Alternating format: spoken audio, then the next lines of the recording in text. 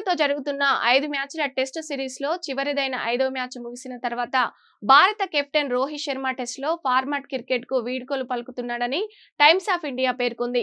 Retirement ప్రకటనకు hit man గా సిద్ధంగా ఉన్నాడని, తన నిర్ణయం గురించి బీసీసీఐ పెద్దలు సెలెక్టర్లతో ఇప్పటికే మాట్లాడాడని, రోహిత్ తన మనసు మార్చుకునే అవకాశం ఉండకపోవచ్చని కథనం పేర్కొంది. వీడ్కోలు ప్రకటనకు సంబంధించి నిర్దిష్ట సమయాన్ని పేర్కొనలేదు. కానీ భారత్ ఆస్ట్రేలియా జట్ల మధ్య సిడ్నీ వేదికగా జరుగుతున్న చివరి టెస్టు మ్యాచ్ తర్వాత ఈ ప్రకటన ఉండే అవకాశాలు పుష్కలంగా ఉన్నాయి. ఒకవేళ భారత జట్టు ప్రపంచ టెస్టు ఛాంపియన్షిప్ ఫైనల్ కు అర్హత సాధిస్తే అప్పటి వరకు కొనసాగుతానంటూ సెలెక్టర్లను రోహిత్ శర్మ కోరుతున్నట్టు కథనాలు వెలువడుతున్నాయి. బోర్డర్ గవాస్కర్ ట్రోఫీ 2024లో ఇప్పటి వరకు 3 టెస్టుల్లో రోహిత్ శర్మ మొత్తం కలిపి 31 పరుగులు మాత్రమే సాధించాడు. భారత్ పేసర్ జస్ప్రీత్ బుమ్రా ఈ సిరీస్ లో 30 వికెట్లు తీశాడు. మరొక వికెట్ సాధిస్తే రోహిత్ శర్మ పరుగులతో సమానమవుతాయంటూ కెప్టెన్ పై తీవ్ర విమర్శలు వ్యక్తమవుతున్నాయి.